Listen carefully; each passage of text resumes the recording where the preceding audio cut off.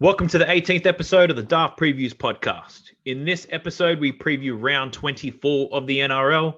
My name is Hector, and I'm joined by my co-host, Lycus. What's going on, big fella?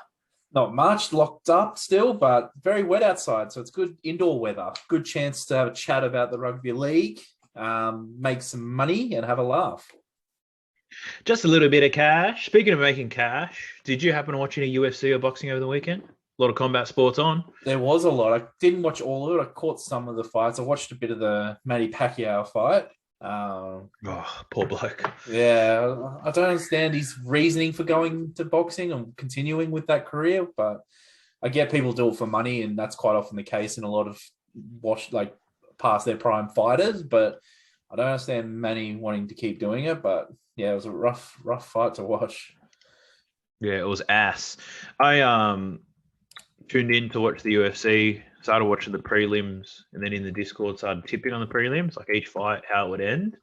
Got up to a really good start, and then the main card happened and absolutely shit the bed. Still finished, I think, 6.5 units up. So it's great to watch when you've got money on it, let me tell you. So UFC was good. Manny was terrible. Footy, fuck. Really pissed me off, the over-under stuff that I was on last week, so I'm not on that juice today. But really keen for this week's round of football. We start to see some more favourable matchups for punting. Last week, a little bit different, where you had a lot of the better sides playing early in the week and then all the shit ones to fight it out towards the end. It was a bit of a rough one. But this week looks very promising. We're towards the back end of the season now. And in saying that, this is the 18th episode. We're in the back end of the season. I wanted to say congratulations to you for making it this far. Oh, thank you. Likewise to you too. We've done it. 18 weeks. Yeah. I know. 18 weeks, couple of hours every single week, putting together this potty, putting together some tips. If you were some other prick, you would have gave up ages ago, but you're not. So kudos to you. And thank you to our 3 fans who tune in every single week.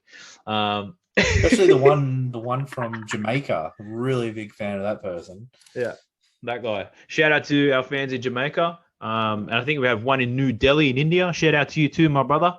Keep scamming those. Keep scamming. Yeah, keep calling. People will push that button. Don't worry. Arrest me. One of the goals that I have for this podcast is to get a listener in Nigeria. If we can make that happen, very possible. One thing off my bucket list. Yeah. So just one Nigerian listener would be great. So if you are listening and you do have any friends, relatives, or if you know any kings, queens, princes, or princesses in Nigeria, please share the potty so we can go worldwide, baby. But let's get into our thoughts of the week. We didn't really pre-prepare this, so you're about to surprise me with something that's unexpected, and I got something for you. So what have you got for me? What you been thinking about? So obviously still in lockdown, nothing's changed in New South Wales. Made me really look at things on the internet again. Something that popped up on my feed recently, and it's a challenge. I don't know if you've heard it, the milk crate challenge. Have you seen that? Oh fuck, so good. How good is so the milk? Good. There's always, every year you look back, there's always a challenge. Like back in the day, it was the ice bucket challenge. Then there was the sculling of the beer challenge, and all these years. And it was we went a bit sideways. There's the dishwashing tablet challenge, where people put in dishwashing tablets. That was a bit odd. And that was stupid, but this is also another stupid challenge. But I'm on board for this. So funny. I think, we've come through a period where the Olympics is finished and people have really got their attention on new sports. This is a new sport, and I think it's here to stay. I reckon it's one of the funniest things in the world, because I've watched a lot of the videos and I just see that success rate on it being at 1% of people who attempt to get to it, but people will still do it. And I respect that, because you then just touched on, hanging around and sticking to it. These guys do. And it's honestly one of the funniest. If you haven't seen it, just type into YouTube, milk crate challenge, and it probably can't milk crate challenge fails.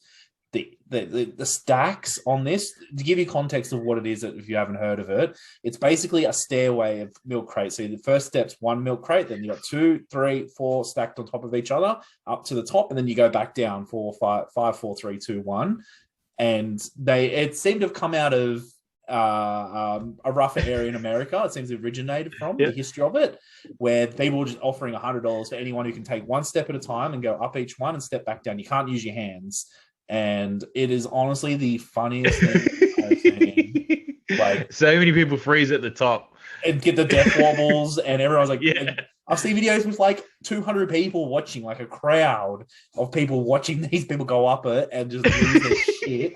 And some of the stacks are horrible. Like, we're talking scorpions. There's so much on the back too. Yeah, like, there's so many where they fall right on their back. Into the crates. It is horrible, and I would never even contemplate attempting it, because it's one of the. Also, it's similar to like the milk challenge. Like, people, if you a challenge with milk, the milk challenge is like drinking 2 liters of milk within an hour or something.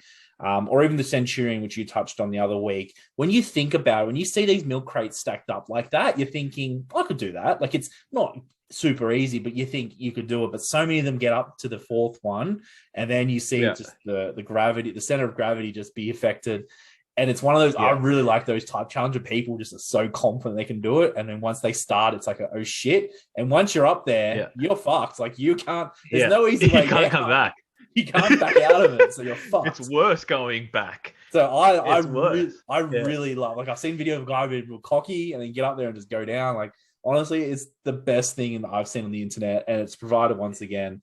So my thought of the week was, what's the biggest challenge that you've ever seen, like worldwide? We've had all these challenges, all the best challenges. What do you think the best challenge you've seen? Because I think that's my best challenge I've ever seen. Like that is one of the best that I have seen. Because, like, if you looked at my Google search history, and I hope to God no one ever does, but one thing that you'll find in there is the term people getting hurt, because I love it. Like, fail army, all that stuff. I just like watching people fuck up.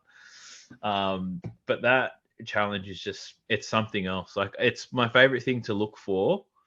Because I'm trying to get off the daytime Greyhound. So when I'm on the dunny every day, instead of looking at that, I'm purely just crate challenging it up and forwarding it to one of my mates. He lives on the other side of the country, but he loves it to death as well.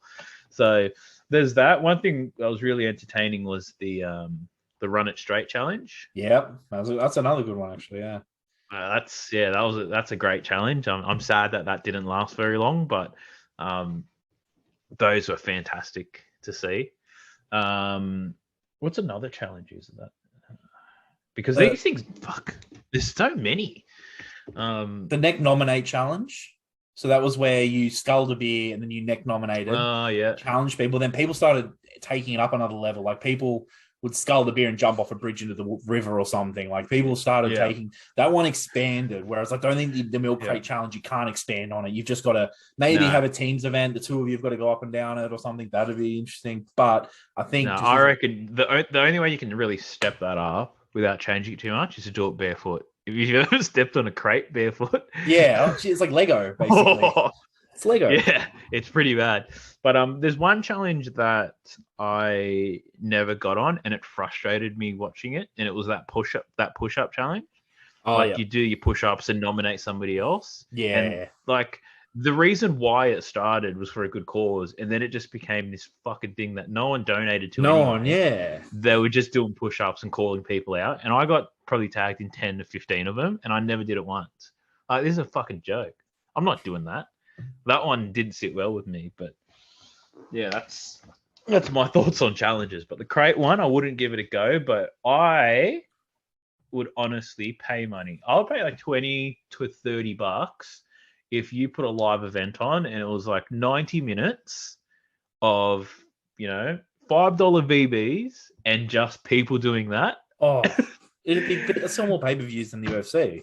Yeah, but if you did them by weight divisions and raced them, you had two people racing. You had the light people, but then you had the heavyweights, just two big blokes racing. Oh, it'd be a laugh. You could do it, actually. That's one that you could do. You could set two sets up and have a race to the other. Honestly, it's my thought of the week. But what's yours? It's not as entertaining as yours, but I've been, like, being in lockdown. You tend to lose yourself. Like, I noticed the things that I'm really missing is benders and basketball. Yeah. So going out to play sport once a week to, benefit the body, and then having a bender to ruin everything. I'm not doing either of those things at the moment, and that's the only thing in my life that's really changed in my lifestyle. So there's no bender, no sports. Like most people, tried to exercise. I got to the point where I was getting dressed, ready to exercise for the day, kitted out in knife from head to toe, like just the whole thing. Like you'd think I've been running for years, but I never do. Just sit there, do my work stuff in my activewear. And then I was thinking about, I finally got out of the house the other day to get vaccinated. So I went for the drive to Homebush, and I saw quite a few people doing some exercise, which is good. But then I also saw some older guys doing exercise. Well, I assume it was exercise, but they were running, but they were wearing normal clothes. And then my thought of the week was basically how what you wear determines whether it's acceptable in the public for you to be running. Like if you're wearing your active wear, run wherever you want, any time of the day. Yeah. You're in active wear and it's clear that you're running. But these other blokes were just wearing normal clothes, not jeans, but maybe cargo pants, and running. And the question for me is that exercise? Like, did you steal something? Are you running away from someone? Yeah. But I just thought about how, that active wear has really changed the game. It's fucked up everything. It's not fair. You have to wear active wear to run. It's a new genre of clothing. And I don't like that type of pressure. I don't think that's fair. No, I don't think so. Okay, that's a good point. It's a new. It is changed the game. It is. It's not. You can't wear it, and it's very tough. A long time ago, you could just run in whatever you're wearing, provided you wore runners. Yeah. Before it used to be the shoes. You wore running shoes, and everything else, it didn't really matter, provided you're not wearing jeans or a suit. Yes. Whereas now, I feel like you have to have the whole kit. Like, you need to even wear fucking the skins and shit underneath. I feel that, like if you go to the gym, I feel like when you go to the gym now, like you can't wear just like a t-shirt. It's got to be like a gym type shirt or something. Otherwise, it's not look that, but you don't fit in. It's a society. No, I swear to God, when I used to train, I would, I used to wear those razorback singlets to show my back muscles and stuff just to fit in. I had the whole thing. I had the training gloves, my Nike shorts, my Nike shoes, everything. I had the shaker bottles, like the full, everything that you need to make it look like you train regularly, because I never did. But if some bloke came in, sometimes I saw board shorts and I'm like, board shorts? What are you doing? Saw a regular t-shirt. What the fuck? Like, those things stand out to you. And this society is, the way we judge people, it's fucked. And it's only going to get worse. So I think there's an opportunity to try to seize the market in some kind of venture because of how fucked everybody is. But I haven't figured out what that is just yet. But so I did some online shopping with my tax return and I bought heaps of activewear. Not pushing back against it. No, don't challenge it. Go with it. Blend right in. But let's get into this round of football. We've got 8 wonderful rounds of football, all played in the sunny state of Queensland. We'll have your best bets after we preview the round. We'll hit some $2 bangers. I'm not calling out any try scorers this week because they're fucking almost impossible to get it right. I don't know about you, but I'll leave that one up. There's no value in it anymore. Unless you've got a juicy forward who you think's going to get over, I don't think there's no value in it. No. And if you're listening to this, anytime try scorers, they're a fucking scam. We've done the math. The odds that are available don't equate to the probability of it actually happening. So back the fuck off and play smart. Speaking of smart, the Newcastle Knights are playing. The head coach is not. So my selection is all based around the head coach and his strategy, but we'll get to that in a minute. It's the Newcastle Knights versus the Gold Coast Titans, 7:50 p.m. on Thursday, the 26th of August at Sunshine Coast Stadium. This is a very close one. The Knights are the favourites at $1.85. Gold Coast are $1.95. The line on this one is 1.5 points. The over-under is 49.5 points. There's some big outs for the Newcastle Knights. Dave Clemmer is out. One of the Saifidis was out last week who the season-ending injury. That's a lot of manpower up the middle that they'll be missing. For the Gold Coast side, and Ash Taylor is an out, which is a positive for the Gold Coast Titans. This is probably the tightest match of the round, and we get to see it on the Thursday. So I'm really keen for this one. How do you see this one going? Do we see an upset on the cards? Do you see the favourites pulling this one out? What are you looking at? I rate the Titans this last few weeks in particular. Their game against Melbourne. If I look at the game against Melbourne, they were up 10-0. A lot of people would have had like Melbourne race to 10, all this kind of bets. But where I think the Titans have really improved over the last month or so, because they did get done by Souths the week before comfortably, then by Melbourne. Souths and Melbourne are two great teams. Losing to them isn't the worst thing. They did string 3 in a row together as well. But where they really do have the edge on the Knights, I feel, is they don't have an over-reliance on David Fifita. The start of the season and through the midway, it was Fifita gets the ball. Don't get me wrong, he's scoring a lot of tries, but he's playing off the bench most weeks. He's not starting. He's getting bench time. They're not playing in 80 minutes like the Broncos were. They're not at the start of the season. The Titans were doing the same thing. There's no reliance on David Fifita. The Titans have gotten to a point where they've built that team not to be relying on him, but use him as an X factor. Something that I think other teams can learn from, such as like the Panthers with Kickout. They're so reliant on that big ball running forward, where if teams figure him out, they defend him. But Fifita comes off the bench. He's coming off the bench again this week, and I like it. I think just the way they play the Titans, they attack, they throw the ball around. They're playing a lot more free flowing football, and I like that. Only question, obviously, will be is Peachy at 5'8" and Fogarty at halfback. Ash Taylor's been okay, but he hasn't been as bad as he's been in the past. But I don't think that's as much of a loss. Whereas the Knights, I think, they're pretty easy to figure out as a team. They play good, but they don't play anything special. I know they're in the 8 and pretty much guaranteed in the 8, but they're not. I can't see them doing any damage. Whereas I think the Titans, if they run up against, say, the Roosters or the Eels in week 1, which is going to be one of them teams, I think the Titans are more likely to cause the upset than the Knights. But just not. They're solid, the Knights, but they're not going to cause the upset. There seems to be a rift in there or something, because there's a lot of leaks coming out. Connor Watson taking a pay cut to leave. Seibold's been told apparently he's not going to be there next season, and there's splits in the camp. So a lot of unruffling in there, and I feel with the Knights there, yes, they're going to make the 8, but it's not much of an improvement on last season.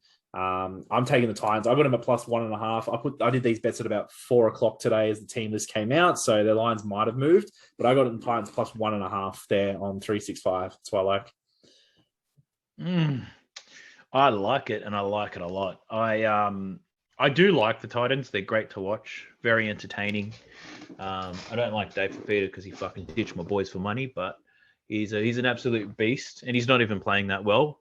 I've been impressed with how the Titans have been going. Like you said, those losses to those top teams is not enough for me to bet against them.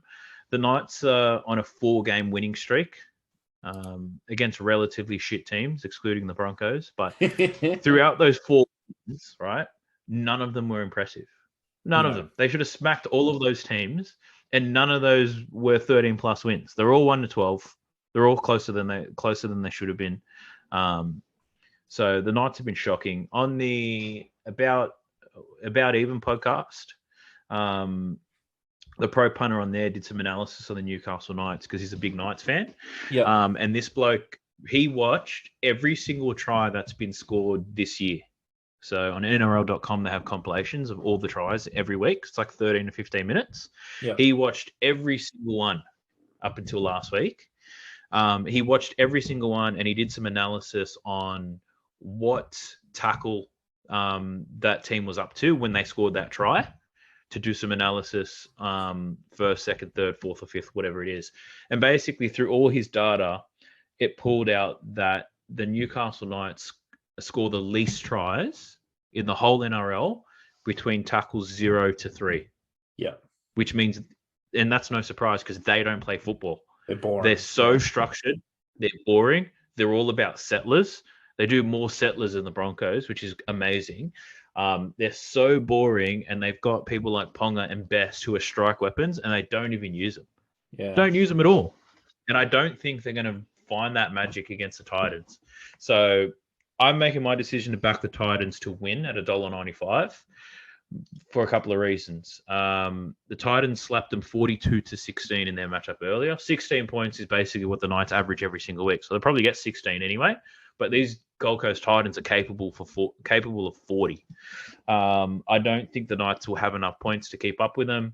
Tyrone Peachey absolutely destroyed them when they first played, and I think that's partly why he's been named to start, because he's been playing very good as of late. But he absolutely annihilated the Knights last time, just running all over the joint. So I like the Peach starting. The Knights do have a better team on paper, but their coach absolutely sucks. The strategy they have is awful.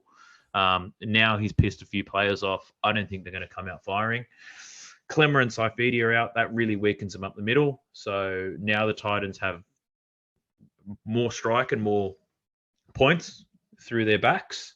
And I believe that their forward pack's going to be more dominant as well. So I can see the Titans winning and winning well in that one. So quite confident in taking that $1.95. If you're back and try scorers, you're obviously going to pick Fafita. He might play 20 minutes, but still a good chance of scoring. But I'm not betting on it. Not touching it.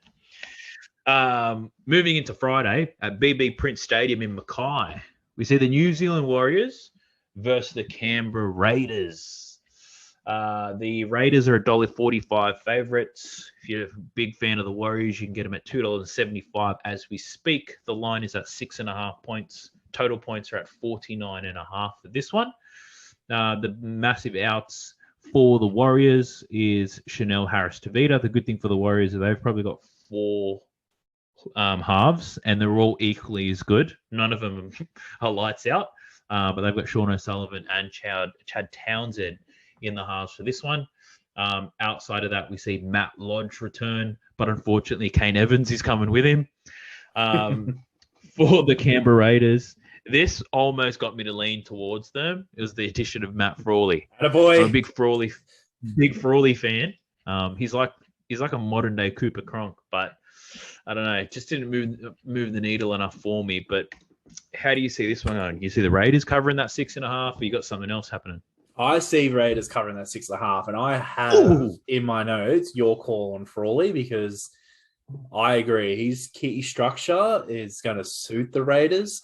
I think the ins for the Raiders, I think Havili is a massive in. He's underrated his ability off the bench. Good, yeah. He is very hard, straight, fast running. He can play dummy half off the bench. I think Nickel Clockstad may last minute get switched to the fullback jumper. He came off the bench last week, so he should be close to being 100% fit, and that'll move Rapana onto the wing with Smith Shields may missing out, but I think that's a big in. I think the Raiders, as much as last week was, this week is the do or die game for the Raiders. They have to win this to have any chance. I think the Warriors have been good, but they really butchered that game against the Broncos last week. I know the kicking wasn't the best from Reece Walsh, but just some poor choices at poor times. And to be honest, they were very lucky to get within that. That wasn't, Uwanaka didn't score that try. That was, he puts his hand on the ball every day of the week. So they really weren't even that close to the Broncos. So they got done by the Broncos. Again, not disrespecting the Broncos, but if they really want to play top 8 football, they need to be beating the Broncos this season. That felt quite disrespectful. Though, no, it's from the heart. Whereas, the Raiders. But that won't be the last time you disrespect the Broncos on this podcast tonight. So I've only got one more week of it too. So because she's not playing football, I'll use them for the preview for the finals, the form who beats the Broncos in the 8. No, that's my back it off. Whereas I think the Raiders, yes, they lost to a Trbojevic less Manly. That's still a very good Manly team. They lost by a point. I think. And the week before, they pushed Melbourne. So there's a quality team in there, and I think they're going to be good enough to beat the Warriors here, cover the -6.5. That's my lean at the moment. Yourself? Ooh, I'm leaning the other way. I'm going to give the New Zealand Warriors one more chance to fuck me in the year of 2021. They've done a good job doing it. They fucked me on multiple occasions. But I'm going to give them one more crack, and here's why. I think they looked all right last week, despite the loss. Goal kicking was a major letdown. But at the same time, the Broncos were quite lucky with a lot of their tries. I wasn't convinced in the Broncos' attack last week. Defensively, they were okay, but I think they were quite lucky. There's a lot of fucking kicks bouncing around the place. Albert Kelly just running up. I thought they were a bit fortunate, my boys, but I'll take them. I'm knocking Canberra for not beating Manly without Turbo. I reckon they should have dusted them up. I reckon last week they had everything to play for, and they failed to fire. Like the week before that against the Storm, they were really good. They aimed up. They were no chance of winning, but they gave it a good crack. Manly, they should have won. That's the game they should have won, and I reckon they'd be a bit filthy on that. I don't think they'd be as motivated to get up for this one. The Warriors also slapped Canberra around in their first matchup this year. And I'm surprised that the Warriors actually look better since Roger's gone. They've been quite consistent. Defensively, not leaking too many points. And when I dove into the stats, I found that the Warriors relish being the underdogs. So they've won and covered the line at 38% as underdogs. Yeah. Compared to Canberra, who absolutely shit the bed as favourites. They only cover the line at 23%. Whereas they do so much better as the underdog when they're having to play up. Right. So chances are last week they probably would have played better if Turbo was in. But for this one, they're backed as favourites and they haven't responded well as favourites all year. Plus, I've got a soft spot in my heart for the Warriors. So I'll be backing those lads to cover at 6.5. Not confident on it. Just saying. Kane Evans is playing potentially, and he fucks everything up. Yeah. Chad Townsend, he's not great either. But they've got three excellent players: Reece Walsh, Peter Hiku. He's the ultimate and Fanua Blake. Ultimate rock and Hiku hasn't put a foot wrong since he's come back. He's due. He did. He bombed that try. He scored a try. Yeah, but that bounce of the grubber in goal, that went. I've never seen a kick not favour a team that much. It was 5 Broncos players around that ball. Yeah, I know. And the ball did a right angle turn to Hiku, and he knocked it on. It wasn't like a question of whether he was too surprised. He bombed it. You know that's the weak point for the Broncos too. If you notice, if you just grab the ball in goal, they don't know what's doing. Yeah, like Tessie New hasn't put a ball out. He just like last week he had an air swing, but he's done that so many times before. Because I can remember them calling it out, the commentators, just ground the ball, fall on the ball. You don't have to knock it dead. Like he just air swings it, hands, feet, doesn't matter what happens. So, but let's not talk about the Broncos. Let's talk about the Warriors. I think I'm backing the Warriors. You're backing the Raiders. We're probably not as confident as we should be, unless you say that you are and put them in their best bets. But no. So we're not as confident in this one. So go fuck yourself. And pick try scorers. But this next game is sure to be a juicy one. So it's Friday evening, 7:55 p.m. at Suncorp Stadium, Old Lang Park. We've got the Sydney Roosters versus South Sydney Rabbidos. So these two big-time enemies, been around for a very long time. So they've had some classic matches. For the Roosters, they got more injuries last week. Adam Kieran, Dale Copley, and Nat Butcher all copped some injuries. They're not their best players, but these are the backups of their best players, and they're all gone. For Souths, Kaloamatangi and Mansell are out for this one. Souths are at $1.25 as favourites. Roosters paying $4. The line in this one, I know you got it at 11.5 at 4 o'clock, but he's now 12.5. And the total points line is 48.5. How did you see this going? And tell me the reason why. This is my favourite game of the week to pick. And I think South's minus 11.5 or 12.5. Even take 12.5. I think it's way too low. I know it's the big rivalry they have, but historically, recently, the Rabbidos have been dominating them. Roosters depleted with it. Like there's a starting 13 of Roosters injuries on Facebook I saw today, and it's a very good 13 of injuries. They're missing more players now. Kieran, the injury toll is going to take its point, but I think the Roosters are a quality lineup. They can beat the poorer opposition, but when they do play those elite teams, every time we play, they go, oh, if only they were full strength. And that happened against Penrith the other week. It's happened in Melbourne early in the season. It's Souths early in the season. 11.5 way too short versus Souths, who for the first 20 minutes against Penrith were the better team. I think once Penrith started moving the ball, they struggled with it. but you can't ignore that they won 10 games in a row before that. And losing to Penrith, I don't think it's a big thing for them. They did get beaten pretty comfortable by 13 points in the end, but it wasn't like a 50-point blowout like it was early in the year. So I think they're not going to take that too disheartening, even though they were full strength. They can then say, 20 minutes we competed with them. So if I think they play at 80% of what they played against Penrith, they'll get this comfortably, which I think they will. Adam Reynolds probably kicked the greatest 40-20 I've ever seen in my life. That was Penrith. So good. That was incredible, that kick. Like, unbelievable. Yeah, I've never gotten so excited over a 40-20 for a team that I wasn't rooting for. It was huge. Like, it was like a battle between him and Cleary in the kicking game, and he just took it and goes, you know what, beat this. And it was unbelievable kicking game in the end from both players. But I think they covered this 11.5 comfortably. Roosters depleted of injuries. That's how I see it. Yourself? I see it very much the same way. The Roosters are on a win streak and they've been getting it done, but not against any of the good sides. So they're beating all the teams that they should. And traditionally, over the last 2 years, they've really struggled against the top sides. South have won 9 of their last 11 by 13 plus. I think South will be motivated after shitting the bed in the second half against Penrith. They didn't really fire a shot. They got frustrated. Discipline was fucking shocking. I looked into the numbers, and even including that shit show of a performance in the second half last week for South, they average almost 40 points in their last 5 games. They have a season average of 31.9. So instead of touching the line in this one, I've just gone South to score over 29.5 points.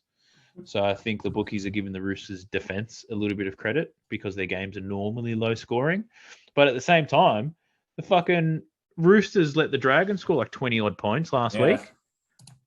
And I was like, what is that? And I think, imagine if that was South, they'd be tearing them up. So the Roosters haven't been any of the top sides in the last 2 years. South beat them 26-16 earlier this year, and the Roosters were at full strength. The Roosters were also banged up. Not this bad, but they were pretty banged up at the end of last year. South beat them 60-8. Yep. So I'm not saying it's going to be that big of a scoreline, but maybe a 50-12, 40-12, something like that. But I think to play it safe, I just like the idea of getting South to chase the points, 30 points. Hopefully they cover that in the first half, and then I don't have to worry about nothing. Roosters can fight back all they want. South can switch off if they want to. But I think I felt a lot more comfortable just backing South to score 30 points. But I think it'll be good, closely contested for the first 10 to 15. Yeah. One penalty or one set restart, and I think South just get on with it. So I think they've got a point to prove after what happened last week, but I think they'll take a lot of confidence out of that. Into your slutty Saturday at Brown Park at Rocky, 3 p.m. It kicks off with potentially one of the worst games you will ever see. It's the St. George Dragons, who have lost, 6 straight games? And if you think that's bad, they're up against the Cowboys, who have lost 10 straight games. Fuck me.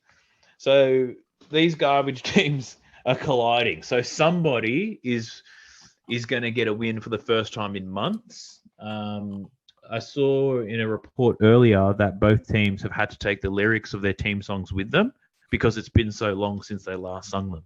So they're gonna have that printed out for whoever wins. In terms of the team changes, Dufty had one crack at it last week. He didn't really fire, so they fucked him off. The outs for the Cowboys, Cohen Hess and Lemiulu. Murray Tuolangi's a chance of playing. Taumalolo's back. Kyle Felt is apparently back. But it doesn't matter because it doesn't matter who the Cowboys have. They put up a shit show anyway. So looking at the odds on this one, Dragons are the favourites at $1.65. North Queensland at $2.25. The line on this one is 3.5. If you're looking at total points, it's 52.5. But how do you see this one going? It's actually a lot of losing running into each other. But I've actually gone the Cowboys plus 3.5. I think this could be like a golden point game. One of those games where the commentators are going to be saying which team wants it more. Neither team want it. Like one of these type games. It's going to be a drop ball. It's going to be scrappy.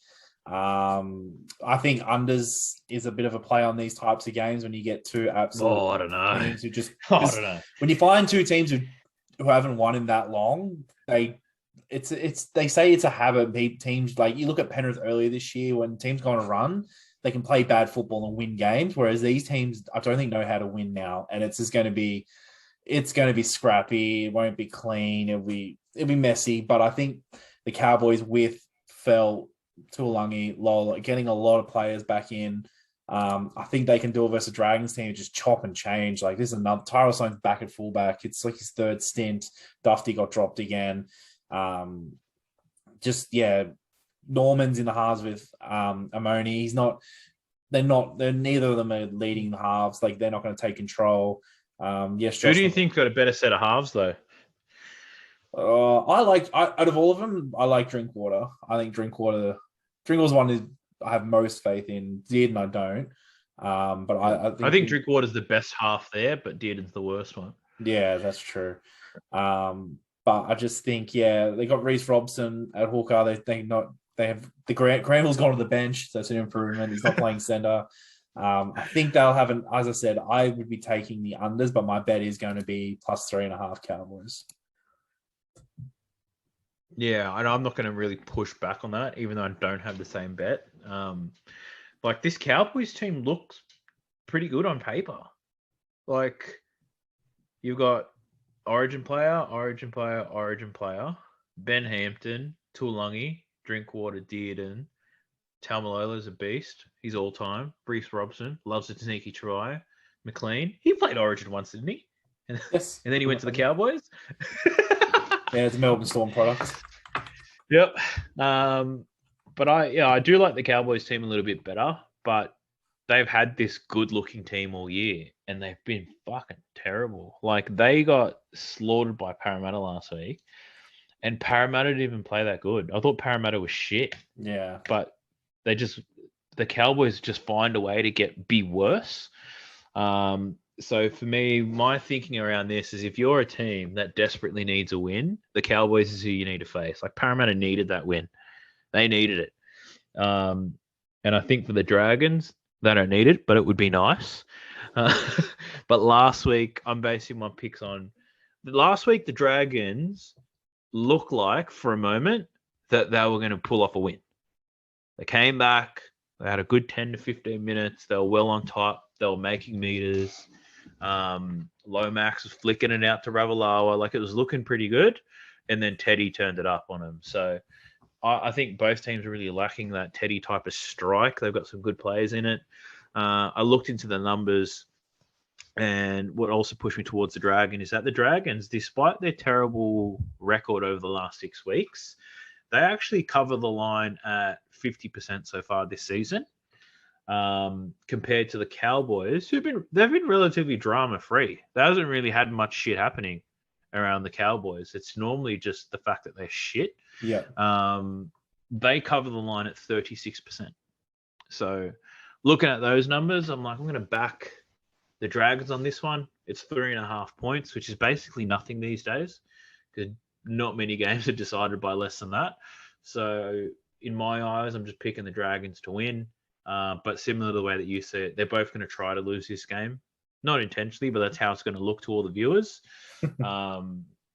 But yeah, not very confident, but I'm leaning towards Dragons on this one. Let's get into the match of the round. It's probably very similar to the South and Roosters game. Everyone's looking forward to it. I know I am. Saturday at 5:30, Suncorp Stadium is the Cronulla Sharks versus the Brisbane Broncos. For the first time for 2021, Coach Kevin Walters has named an unchanged 17 for the Brisbane Broncos. They've got the exact same team lining up for the first time ever. Surely it works out. And for Cronulla, they blitzed the Tigers last week, absolutely destroyed them. The only out that they have, though, is probably their best player, and that's Ronaldo Mulatalo after shattering his jaw. Sharks are the favourites at this one on $1.50. Brisbane at $2.60. The line is at 5.5, and the total match points at 50.5. How do you see this one going? I'm preparing myself for some disrespect. Yeah, you're gonna get some here. I got the Sharks at -5.5. I think Sharks, as I put in the Discord a couple of weeks ago, last week were 10-1 to make the 8 as a little futures bet, but that was hedging on them winning all 3 games and also hoping that Melbourne, obviously in the last round, rest players, so they get an easy Melbourne game. That's where I'm sticking to. In fact, for Sharks now to make the top 8, it's $2.25 on the back of last week. So what really sucked was a good futures bet. If you were in the Discord last week and I had it, I said $10 is value. They're now $2.25, second favourites behind the Knights. You could just cash out. You cash out for a very juicy profit if you put some good money on it. You'd at least triple, quadruple your money if you'd done that last week. I think, you see them when Moylan came on the field in particular, but they're a much more structured, solid football team across the park. As I said with the Broncos, they've been impressive lately, but I'm still not convinced on Mr. Milford. I do not think I know he had a good game last week. I get everyone raving on about him, but that's because he played shit for so many years. He plays one good game, the media are all over him again. Of course they are, but it's very quick to forget how awful he's been, and I don't think he's your solution in the halves. I know he's not really spoiled for choice, but I think Sharks will get the dub here because they are chasing that 8th spot. And I've got them, -5.5. I'd agree with that. I think the Sharks will get the win here. But me being a passionate Broncos man will never bet against them. So I've had to sneak my way in to find some markets that I can get on. So in this one, I'm back in Brisbane to score 21.5 points. The reason why? Broncos beat the Sharks in round 16. They've looked like a different team since that point. We've had narrow losses to Penrith, Newcastle, and the Roosters, plus dominant wins over the Warriors and the Cowboys. Over the last 5 games, Brisbane are averaging 22.6 points per game, whilst the Sharks are giving up 23.6 in that same stretch. They gave up 20 points to the Tigers last week, who are fucking awful and arguably the worst team in rugby league, despite what the record says. And I think that 21.5 points is an insult to the Broncos. That 5.5 isn't juicy enough for me to jump on my Broncos because I can probably see them losing by more than that. But last week, what really fucked my bets was the fact that I didn't check out the weather. We're looking at sunny skies Thursday, Friday, and Saturday in Queensland. Slight chance of rain on Sunday. So I think there'll be a dry track on Saturday Arvo. And I think there'll be a lot of points in this one. So even if my boys do lose, I do think that they can score 22 points. Ronaldo is out. Looking at the lineups, Payne Haas is the best player on the field, which gets me aroused. It's always good when you've got the best player on the field in your team.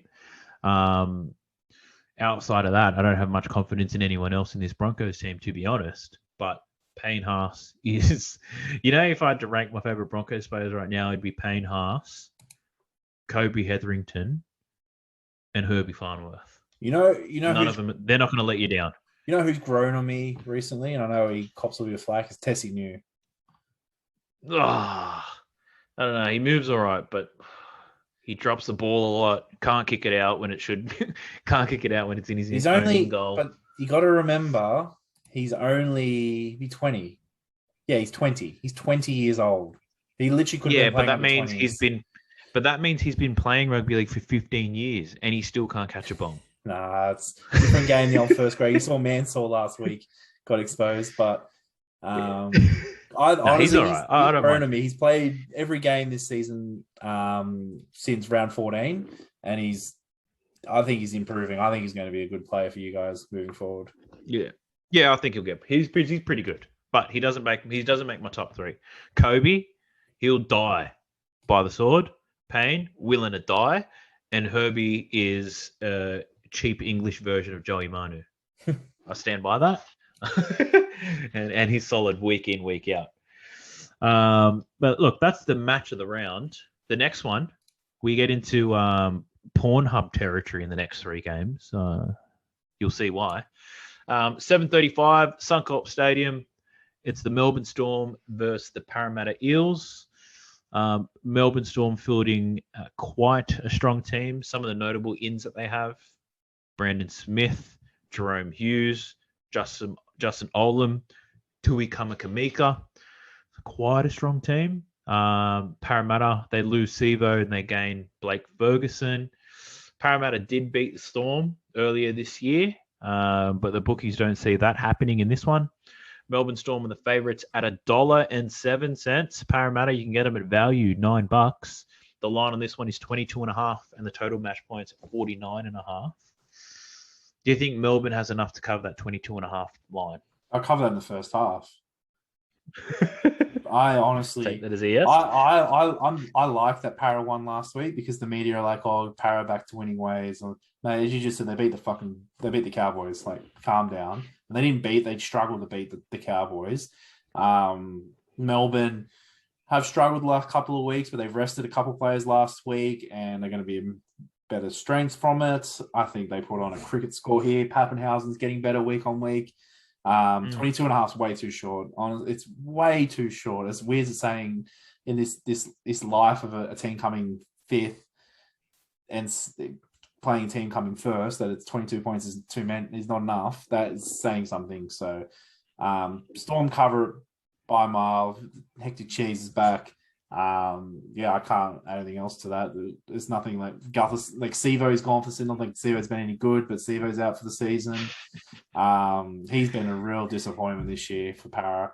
Gutherson, a little bit less grumpy maybe, but Mitch Moses is still not kicking goals, so he's still not, you can tell he's not 100%. They're basically just they're riding him through. He probably should be gone for the season, but they know how important he is, and they're going to carry in 80% Moses. He'll get exposed by this Melbourne attack. Yeah, easily. My notes on this one, I've got 3 bullet points. Revenge game for Melbourne. Eels are shit and Sivo is out. And Melbourne is fielding their strongest team in months. Yep. Like, this is the strongest lineup they've had in months.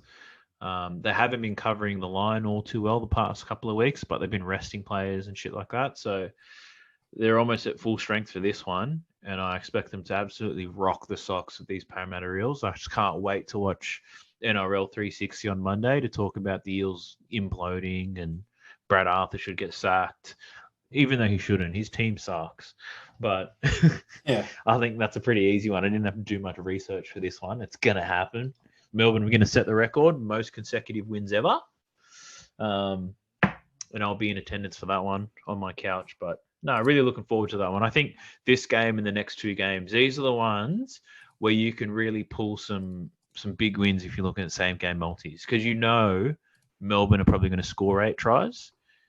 And like, you've got to be a pretty shit punter if you can't get Melbourne cover the line, couple of 2 try scorers, Parramatta under 18.5 points or whatever it is. If you can't get something like that to happen on these last 3 games, you're hopeless and you should give up. So these are the last 3 games are the only ones I'd probably encourage you to pick a few try scorers because it's quite likely. But that'll wrap up your slutty Saturday. I think a lot of people will go to bed happy seeing Parramatta get pumped.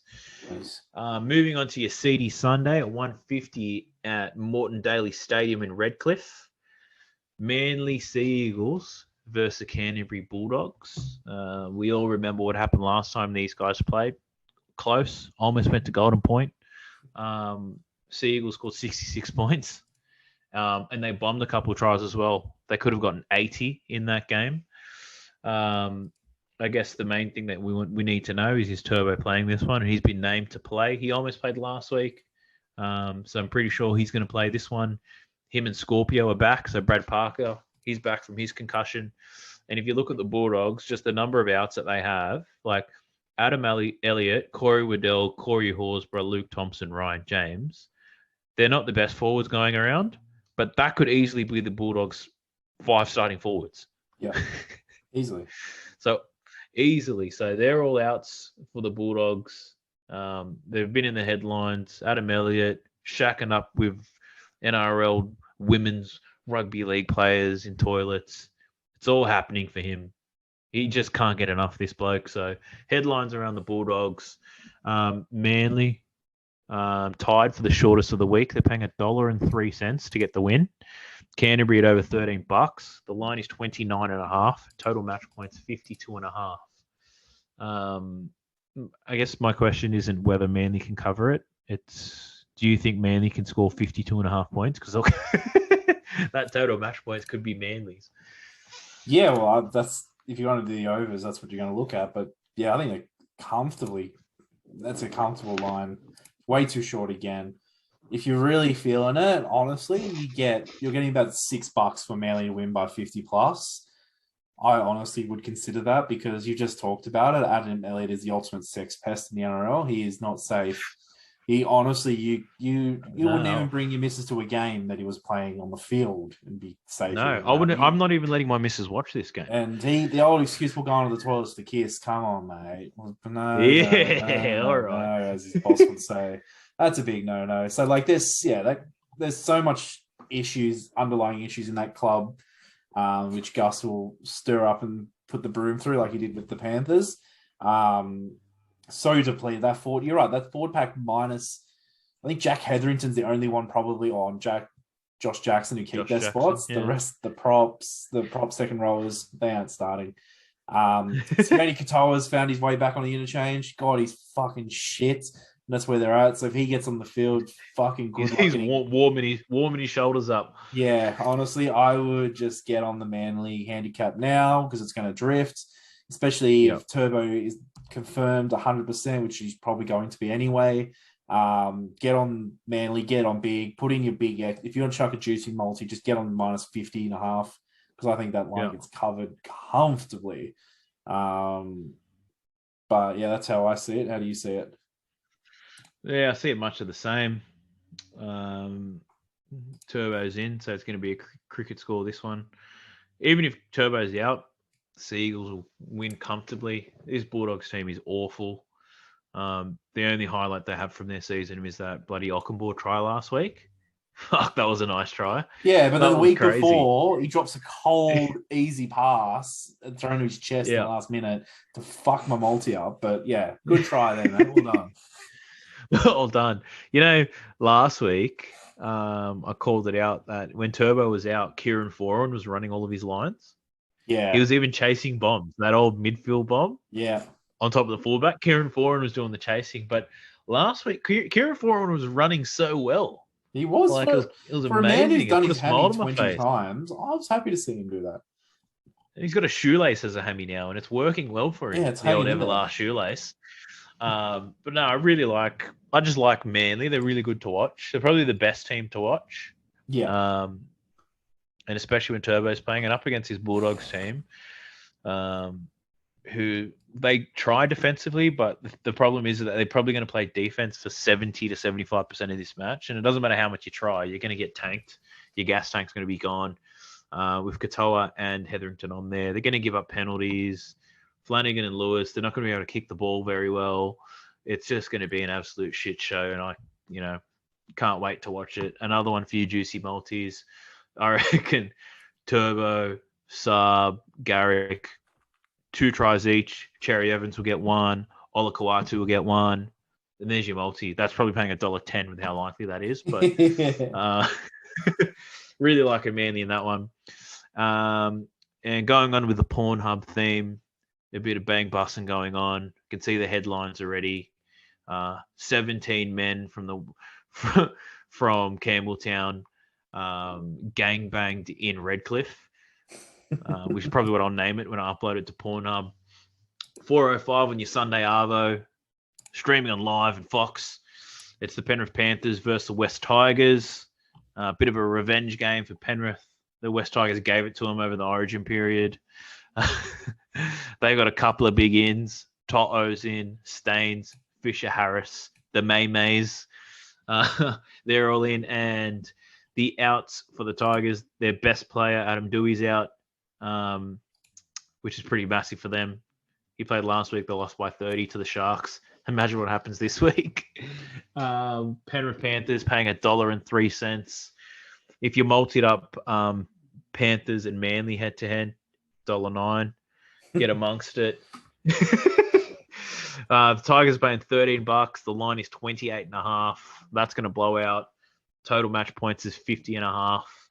How do you see this one going? Don't be biased in this one. I know you're a Penrith Panthers guy, but I'm not going to be biased, but I tell you what, I've been looking forward to this game for a long time because round 13 this year, they carried on like they were the world beaters, and I had phone calls from Tigers fans rubbing it in and everything.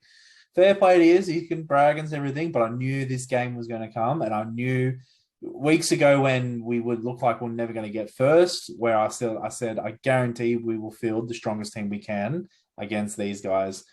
It's no secret Ivan does not like the Tigers, and the Tigers don't like Ivan. So any chance he gets, he is going to try and beat these guys. It is literally, it's probably that 17. If they're all fit come finals, and if they make the grand final, that is going to be the 17 that run the whole way through. They might switch it up a bit and start Tavita or swap kick out, who knows? But that handicap's going to get blown out of the water. I know Penrith will be confident they'll win, of course, but they really want to send a message to the Tigers, obviously, after what happened at Leichhardt. To'o's a huge in. He's back around earlier. They were predicting him round 25, week one of the finals.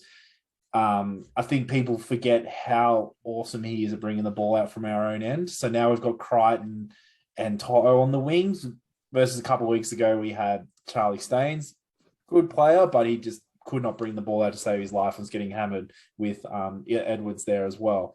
The Tigers, you said Dewey is probably the best player. I'm basing that on watching Tigerland. I think he's probably the best player on the show as well, interacting with the cameraman. Jack Madden in the halves, poor bloke's baptism of fire here. But that's what I was just about to say. Yeah, Poor bloke. They've had all season to blood this kid, and you know he's had one run this season, round 10. But you think, right, if there's going to be a time to give him his second game in first grade, it's starting. Sorry, because he came off the bench earlier this season. This is going to be his first game starting in NRL first grades at 5'8". You're playing against the Panthers, like. Fucking hell! Like that is it's coaching suicide. Like that is absolutely. That's like if Gladys resigned tomorrow and then you were given the job. It's like, how the fuck? What am I supposed to do? Have you got a to-do list here? What are you up to? Like it's fucking dumb. Like that is so dumb. But I'm looking forward to it. I hope we put on 60. I hope we break every record. Penrith cover the line comfortably. Again, I would look at the -50. I would look for the handicap of -50 and jump on that as well. I'd put, honestly, Melbourne, Penrith. What's the multi if you go -40 on all of them? -40. I was thinking of going -50. But if you do... I'm conservative. I'll get that lineup while you go through, but that's my pick at the moment. Okay. Yeah, my notes in this one similar. Tiger season is dead. Penrith to get revenge from earlier in the year. Penrith they're peaking at the right time. They're back to full strength. The Tigers are awful. I think the only thing better than watching this game would be the episode of Tiger Town for this game. But no, this is definitely one of those games. You just pick Penrith to put a cricket score on them. Pick all your try scorers because Penrith's going to have heaps of them. I reckon if you just played it safe and just picked all your favourites, Matt Burton to score, Nathan Cleary to score. I reckon Capewell or Kickow, they'll score. I reckon Appy's a chance to score. Crichton, depending if Momorowski passes, he likes to kick the ball to people, not to pass it. So does well though. You can see how that goes. That was freakish. That was EPL type of bullshit that I was watching. Good. But no, I think the Tigers are going to run an absolute train on these. I mean, they're going to have a train run on them. The Panthers are going to absolutely give it to them. It'll be the absolute last leg of your multi, so you'd be sweating on a cricket score on this one. Look, even if it does rain, I don't think that's going to slow Penrith down. They're absolute juggernauts, and the Tigers will just fold. So quite an easy one for me there. Have you figured out how much that multi pays yet? I have. So if you do Penrith, Melbourne, Manly -39.5 in all three of their games, you're getting 60 to 1 on Sportsbet. Oh, They even I'm gonna do it, and I'll I'll do it as call well. it the Pornhub special. It's the That's Pornhub special. Yeah, that's a good one to get on. I'll also go one link further. I will go the Dominatrix Pornhub special. And I'm going to go the maximum handicap. So Melbourne minus 46.5, Manly minus 50.5, Penrith minus 46.5. You're getting with the power play odds a juicy 450 to 1. The Dominatrix. It's possible. Melbourne have beaten Para by 50 a couple of years ago on Magic Round. It is doable. I honestly, where I think the Para game in particular, their edge defense is so bad. I think it's their left edge. Is it Wonga Blake edge? Or his right edge. He plays right edge. That right edge of Para defending is so bad, and Melbourne's left edge is lethal, and they'll just throw the same plays and go over every time. So that's the trickiest leg, obviously, but I think Manly minus 50.5 and Penrith minus 46.5 are very good value. But I'll have a small bit on that one and have a small bit on your 60 to 1 as well. The Pornhub special. All right, we'll take it. Let's get into our best bets. This is a combination of our bets that we selected from the round. We bundle all these suckers together and it forms our best bets. We've been a bee's dick off them recently, so here's to a better week. But what have you got and what are the odds? So I've gone 4 legs again. As you're right, I was a bee's dick off the Jimmy Maloney special last week. I think fucking Warriors cost me there. But I have gone Manly minus 28.5, Melbourne minus 22.5, Souths minus 11.5, and the Titans plus 1.5. And that there gets you with Bet365's boost, you'll get about 14 to 1. You'll get 12.5, 13 to 1 without the boost. So nice little 12, we'll say 12 to 1 multi there to be conservative. Ooh. I've got the Pornhub premium package, but this is just a standard one. So I've got Melbourne, Manly, Penrith to cover the line. And then I've got Souths over 29.5 and the Broncos over 21.5. So I've gone 5 games in this one. That one pays power played $25.88. Without the power play, it's around $21. So nice. I've staked just enough to win $1,000 on those 5. So I'm pretty keen on that one. So I think overall I'll have the 8 legs as one multi. I'll have this multi. I'll have the Pornhub package of minus 40 or minus 39.5 on those 3 games. And then I'll put together something safe paying around $4 to $5 and really load up on that one. So quite a few multis which are gonna go around, but quite keen for it because a couple of these games are going to be juicy. Great. What about for yourself? No, I think those games are the big handicaps. I think the Pornhub multis will be good to watch because even like I know the Melbourne one's going to be the hardest, I feel, but let's say Manly. If Manly are only up by 5 or say 6 to 10 points at halftime, I wouldn't even stress. Like they could easily put 30, 40 points on in one half of football against the Dogs. And the Penrith Tigers one, I think that could be just from start to finish a clinic. So, I think that's your value there. I think towards the end of this season, you've got to really look at teams who have, in EPL terms, gone to the beach basically or done, versus teams who have stuff to play for. This round, there isn't any games that jump out as a team that's done for the season. The Knights and Titans are still playing for finals football, so the Warriors and Raiders mathematically. Roosters, Rabbidos, always a rivalry. 2 teams, Dragons and the Cowboys aren't, so it's not, you don't have an edge there.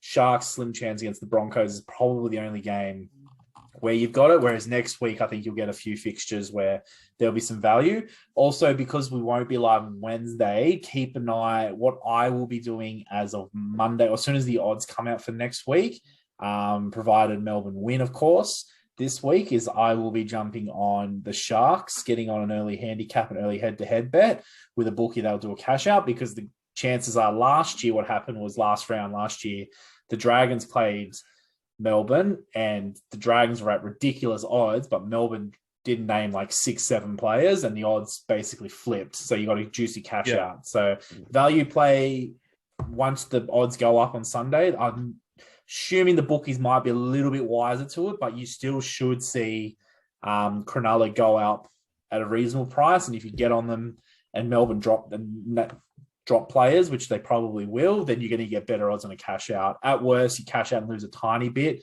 but I doubt it will be much because the market won't move that much. And if you do it on something like Bet365, they usually give you pretty much a stake back. So, yeah.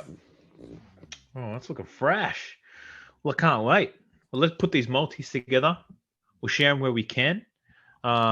Thank you all for listening. I'll see you next week. Cheers, guys.